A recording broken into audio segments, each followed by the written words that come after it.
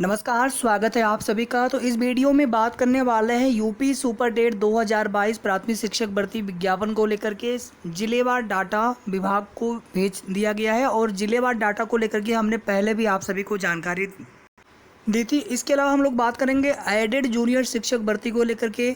और आप सभी जानते हैं कि निदेशालय, चाहे प्रयागराज की बात कर लें या फिर लखनऊ की बात कर लें, कहीं से भी कोई भी सही जानकारी अधिकारियों के माध्यम से नहीं मिल पा रही है।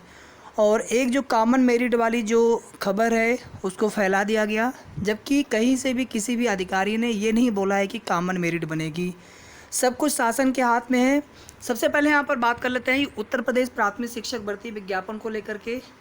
अभी तक कोई भी जो प्रक्रिया है सीधे सीधे विज्ञापन को लेकर के शुरू नहीं हो गई है। हालांकि जिलेवार रिक्त पदों का डाटा विभाग ने मंगाना शुरू किया था, तो हर ज़िले से हज़ारों की संख्या में, जैसे किसी ज़िले से 4000, 4500, 5500, 5200, 5300, इस प्रकार से जानकारी मिली है कि हर ज़िले से इस प्रकार से जो डेटा है विभाग ने मंगवाया है। अगर आप 75 ज़िलों का इस प्रकार से जोड़ेंगे तो लाखों पद हो जाएंगे।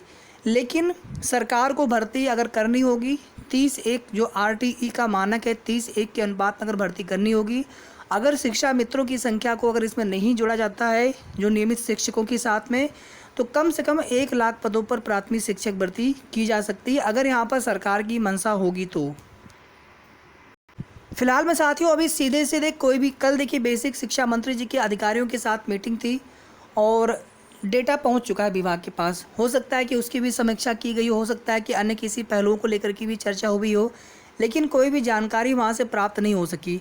अधिकारी कोई भी जानकारी बताने से अब बचते हैं, क्योंकि कोई भी चीज़ें अगर कोई भी चीज़ अगर बताते हैं तो वो चीज़ें जो है सोशल मीडिया प्लेटफॉर्म के माध्यम से तुरंत जो है वो बात फैल जाती है पूरी तरह से। तो कोई भी जो डाटा है उसको सार्वजनिक नहीं किया गया है। इतना ही नहीं, जो अभी ये डेटा विभाग को पहुंचा है ये डेटा भी सार्वजनिक नहीं किया जा रहा। विभाग डाटा सार्वजनिक करने से बच रहा है, क्योंकि एक बार अगर डाटा सार्वजनिक हो गया तो उसी को आधार बनाते हुए फिर हम लोग मांग कर सकते हैं, और मांग करना उचित भी है। अगर खाली पद हैं, सृजित पद, अगर उसमें से इतने पद खाली हैं तो उन पदों पर प्राथमिक शिक्षक भर्ती विज्ञापन सरकार को जारी करना चाहिए। BEd BTC आप कोर्स करवाते रहते हैं। अभी आप देखेंगे बिहार में टेट को समाप्त कर दिया गया है। जब सीटेट है तो फिर आप अलग से यूपी टेट क्यों करवाते हैं? क्या सीटेट पर्याप्त नहीं है? अलग से फिर यूपी टेट कराइए आप। सीटेट 2 बार होता है वर्ष में। खैर ठीक है, जो मौका मिलता है उसमें कोई दिक्कत नहीं है, मौका मिलना चाहिए। यूपी टेट भी कराते हैं, कुछ लोगों को वहाँ पे मौका मिल जाता है, लेकिन प्राथमिक शिक्षक भर्ती भी इसी प्रकार से रेगुलर आनी चाहिए। फिलहाल में साथियों उम्मीद तो है, लेकिन सरकार की मंशा को कोई नहीं जान सकता है कि उनके मन में क्या है, वो क्या करना चाहते हैं। और अभी आप देखेंगे पिछले 2-3 दिनों से आर्मी भर्ती में जो TOD, टूर ऑफ ड्यूटी को लागू किया गया है, उसका जोरदार विरोध किया जा रहा है। ठीक है, तो जैसे ही कोई भी अपडेट मिलती है आगे की, तो आपको सही और ऑथेंटिक न्यूज़ हमारे चैनल के माध्यम से प्राप्त होती रहेगी। वीडियो को आप लोग प्लीज़ लाइक शेयर कर दीजिएगा, और अगर आपने चैनल को सब्सक्राइब न किया हो तो सब्सक्राइब आप ज़रूर कर लें। एडेड जूनियर शिक्षक भर्ती में दोस्तों निदेशालय की जो भी अपडेट थी हमारे साथियों के माध्यम से सूचना प्रोवाइड करा दी गई है। सीटों की संख्या को लेकर के और साथ ही साथ मेरिट को लेकर के कुछ भी स्पष्ट नहीं हो पाया। संशोधित परिणाम को लेकर के बस इतना पता चला है कि 25 जून के आसपास या फिर 30 जून तक हर हाल में संशोधित परिणाम घोषित कर दिया जाएगा। तो ये हमने भी आप सभी को बहुत पहले ही बता दिया था कि 25 जून के आसपास 1-2 दिन आगे पीछे दोनों हो सकता है। ऐसा नहीं कि 25 तो 25 हो सकता है, 1 दिन 2 दिन पहले भी हो सकता है 1 दिन 2 दिन बाद में भी रिजल्ट आपका जारी हो।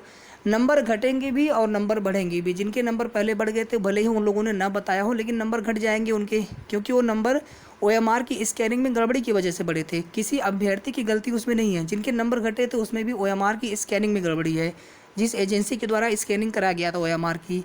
तो नंबर घटेंगे भी बढ़ेंगे भी। मेरिट देखिए, जिसको अभी जितना भी समझ में आ रहा है आप अपने स्तर से आप एनालाइज कर सकते हैं, उसका विश्लेषण कर सकते हैं। लेकिन सभी को पता है कि मेरिट जो है विषयवार ही बनेगी, क्योंकि हिंदी की अगर सभी लोग सेलेक्ट हो गए तो फिर वे लोग मैथ साइंस के लिए तो सिलेक्ट हुए नहीं, तो फिर उन पदों को किस प्रकार से भरा जाएगा। और पहले भी आप देखेंगे जब मैनेजमेंट कोटे से भर्ती हो रही थी तब भी जो है विषयवार ही भर्ती होती थी। एक भर्ती बेसिक की हुई थी मैथ साइंस की, गणित विज्ञान की, वहाँ पर भी विषयवार सब्जेक्ट वाइज अलग अलग मेरिट बनी थी। यहाँ पर भी आप देखेंगे भले ही नोटिफिकेशन में स्पष्ट रूप से न लिखा गया हो, लेकिन इतना तो लिखा गया था कि जो आप अपने भाषा के हिसाब से ही आप करेंगे, क्योंकि भाषा अपने अपने अपने सब्जेक्ट के हिसाब से ही आप पेपर देंगे। क्योंकि सब्जेक्ट जो अलग अलग सब्जेक्ट थे उसी प्रकार से उनके देखेंगे सब्जेक्ट वाइज, कैटेगरी वाइज अध्याचन भी मंगवाया गया था। 1894 में आप देखेंगे जो 1504 सहायक अध्यापक के जो जो अध्याचन मंगवाए गए थे वो भी कैटेगरी वाइज, सब्जेक्ट वाइज इस प्रकार से मंगवा गया था। तो बिल्कुल आप सिंपल सी अगर कोई भी अगर थोड़ा सा भी अगर आप सोचेंगे तो बहुत आप आसानी से समझ सकते हैं कि जो मेरिट बनेगी वो विषयवार मेरिट बनेगी। कोई प्राथमिक की भर्ती नहीं हो रही है, प्राथमिक में कोई विषय की बाध्यता नहीं होती है, इसलिए वहाँ पर मेरिट कॉमन बनती है। तो बिल्कुल यहाँ पर कॉमन सी बात है। बाकी जिनको जो समझ में आ रहा आप समझ सकते हैं अपने स्तर से, उसके लिए कोई वो नहीं है। लेकिन मेरिट जो है सब्जेक्ट वाइज ही बननी है, केवल एक भ्रम है वो। और सीटों की संख्या जो है बढ़ने के आसार बहुत पहले से कम थे, लेकिन हम लोग प्रयास कर रहे थे सभी अपने स्तर से। खाली पद इनके पास अभी भी है।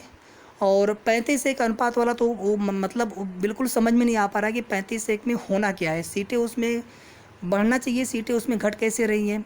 और दूसरी बात है कि इतने जो बच्चे हैं, अगर यहाँ पर 35:1 के अनुपात में भर्ती होती तो सीटें बढ़नी चाहिए थी ओवरऑल। और सरकार जो है किस आधार पर कितनी सीटों का अध्याचन किस प्रकार से मंगवाया गया था, जब अधिकारी कोई भी बात स्पष्ट रूप से बताएंगे ही नहीं तो वहाँ पर हम आपको जानना बड़ा मुश्किल हो जाता है कि जो भी प्रक्रिया आगे की होनी है किस प्रकार से होनी है। लेकिन इतना है कि संशोधित परिणाम घोषित होने तक हमारे पास समय है, उसके बाद जो है भर्ती प्रक्रिया काफ़ी तेज़ी से आगे बढ़ेगी। शासनादेश, क्योंकि मान लीजिए 30 जून तक संशोधित परिणाम घोषित हो जाता है, 30 जून के बाद 5 जुलाई को जो है कोर्ट में सुनवाई होनी। 5 जुलाई को अगर यहाँ पर सरकार ने लगा दिया, वहाँ पर काउंटर एफिडेविट मामला निस्तारित हो गया, तो उसके बाद फिर बहुत तेज़ी से जो है कार्य आगे बढ़ना शुरू हो जाएगा। सरकार को जितने पदों पर भर्ती करनी होगी, और हो सकता है कि 10 से 15 दिन में पूरी भर्ती भी उसके बाद जो है यानी 20-25 जुलाई तक पूरी भर्ती प्रक्रिया ही कंप्लीट करा दी जाएगी। तो बस इतनी ही अपडेट यहाँ पर। आगे की जो भी सूचना, जो भी ऑथेंटिक जानकारी मिलेगी साथियों, आप सभी को हमारे अपने स्तर से पूरी कोशिश रहती है कि आपको सही जानकारी मिले। और जैसे आप सभी इस भर्ती प्रक्रिया में शामिल हैं, वैसे हम भी इस भर्ती प्रक्रिया में शामिल हैं। हमारी भी उम्मीदें जुड़ी हुई हैं। सीटें बढ़ने से ही सबका फ़ायदा यहाँ पर होना था, ना कि विषयवार या फिर कॉमन मेरिट बनने से किसी का फ़ायदा होगा। नौकरी तब भी उतने ही लोगों को मिलेगी जितनी सीटें होंगी। जितनी अधिक से अधिक सीटें होंगी उतने अधिक से अधिक लोगों को यहाँ पर नौकरी मिल सकती है। प्राथमिक शिक्षक भर्ती के बारे में हमने आपको वीडियो की स्टार्टिंग में ही बता दिया कि अभी कोई उम्मीद नहीं है कि प्राथमिक शिक्षक भर्ती कब और कितने पदों पर आ सकती है। सरकार की मंशा क्या है किसी को नहीं पता है। तो अभी भी साथियों हम लोग जो प्रयास कर सकते हैं अपने स्तर से करना है। और बाकी हमारे जो लखनऊ या फिर प्रयागराज के आसपास के साथी हैं, हमें कहीं ना कहीं टीम बना करके